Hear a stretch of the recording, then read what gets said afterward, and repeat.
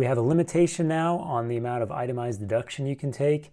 This is not the P's limitation, which was potentially going to come back with the sunset.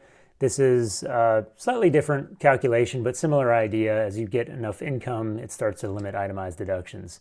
So the policy intent here, as far as I understand it, is they want to make sure, so first of all, just to roll it back, the idea is if you don't limit itemized deductions, the people who get the most benefit from deductions are in fact the people who are in the highest tax brackets, because a deduction counts against income, and if you're in the highest bracket, your last dollar of income is at the highest taxable rate. And so the idea is, well, wait a minute, is it fair for people who make the most money to get the most benefit from itemized deduction? So that's the policy reasoning.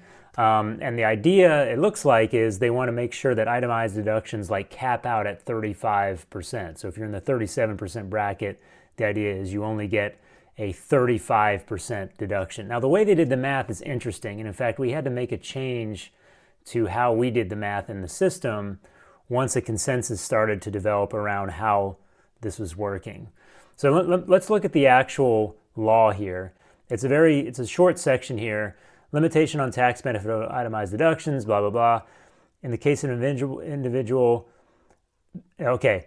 First of all, the amount of the itemized deductions otherwise allowable for the taxable year, determined without regard to this section. So first of all, remember, we have other itemized deduction limitations in the form of medical deduction. There's a AGI floor, the new SALT deduction with its income phase outs, the behaviors with charity, both the phase in and phase outs related to AGI. So we first take all of those adjustments to itemized deductions. Then once you've figured out what your final itemized deduction is, then we do this math.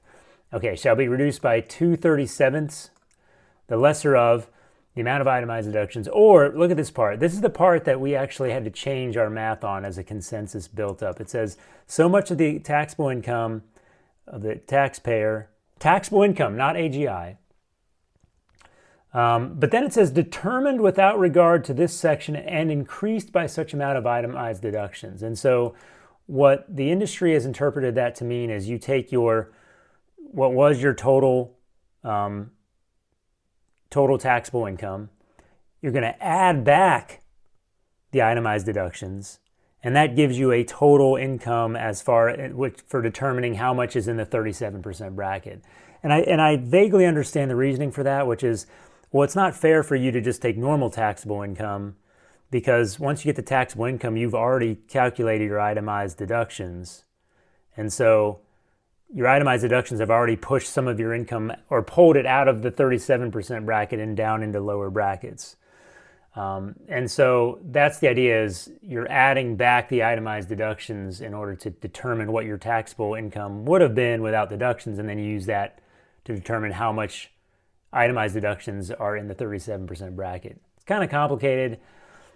It seems to be the consensus that people developed, and so our code matches that consensus.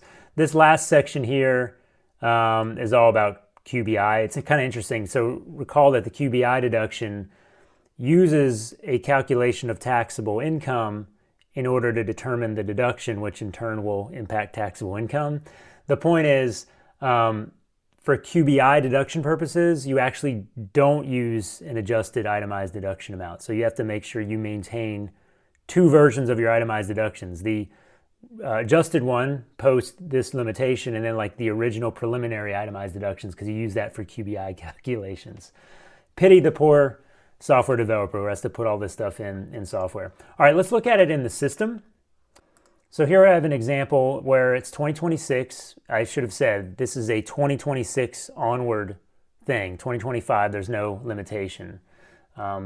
So think about it. If you have a client who's in the highest tax bracket, maybe bring those deductions into 2025. It's the last year you won't have a limitation on them. All right, but 2026, I gave this person $800,000 of AGI. I gave them $60,000 of itemized deductions here. And so taxable income, $740,000, assuming no reductions to or limitations on itemized deductions. But we do have limitations on itemized deductions. Let me show you the math here. their taxable income is $740,000. Remember, the law talks about taxable income instead of AGI. That's a difference from the old P's limitation. It talks about taxable income. I think the reason for that is because we can't just use AGI because we have these other new deductions like the enhanced senior deduction, tips, overtime, auto loan. And so the policymakers seem to want us to be able to incorporate those deductions into this calculation. And so your taxable ordinary income could be less than your AGI because of those other deductions. Now, recall that the industry consensus is that one part of the language in the bill says we should add back our itemized deductions. And so now I'm back to $800,000, which happens to be our AGI in this case, but remember, like, it may not be the same because of those other below the line deductions. All right, so then of that $800,000, a certain amount is in the 37% bracket for 2026. And so therefore, that's the amount that we work on, and we multiply that by 2/37, and that's $1,400. So that is the itemized deduction limitation calculation for this particular example. What we did here is we calculate the amount of tax impact that deduction reduction generates. And so that's an amount here. We are eventually going to move this up into Schedule A, so you'll just see this amount as a line item in Schedule A. So I'll make a new video. So if you're seeing this video, we haven't done that yet, but we're working on that. There's a lot of surgery under the covers to do that because there's these like iterative versions of what does it mean to be an itemized deduction? What does it mean to be taxable income? And there's just a lot of surgery we got to do. Pity the poor software developers again. All right, so let's look at range calc. So this person is in the 35% bracket. They're not yet in the 37% bracket. However, if we use this math where we're adding our itemized deductions back to our taxable income, we are in fact in the 37% bracket. So what you're going to see in range calc, actually I already ran it here, what you're going to see in range calc is actually, yes, I'm in the 35% bracket at present, but I'm actually seeing additional effective tax associated with the phase out or the phase in, I suppose, of the limitation. And so it really behaves as if I'm in a higher bracket. And then once I hit the 37% bracket, I've actually fully completed that calculation of the limitation on itemized deductions. So it's kind of a weird, it's not totally intuitive how this is working, because you would expect, like, once you're in the 37% bracket, that's when you would see the limitation having an impact.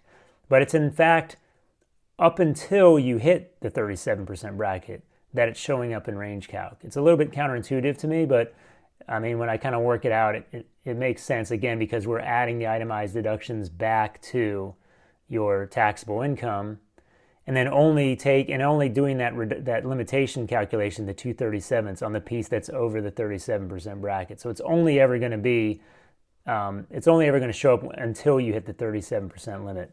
So that's range calc. So again, reiterate on what you might think about in terms of financial advisor implications or planning implications is if you have a client who is just safely in the highest tax bracket, just like they're going to be in the 37% bracket for years, right? They're just killing the game. 2025 is the last year in which they can take the full amount of itemized deductions without this limitation, right? And recall that there's some other limitations related to charity that are starting to show up too. So 2025 is really the last year when you can bring those deductions in and get full credit for them, even if you're in the 37% bracket. Are the dollar amounts enormous? Maybe not, but it is a thing you can run the numbers on side to side, and maybe there's a donor advised fund or something like that for a client who's already charitably minded. Maybe it's worth looking at.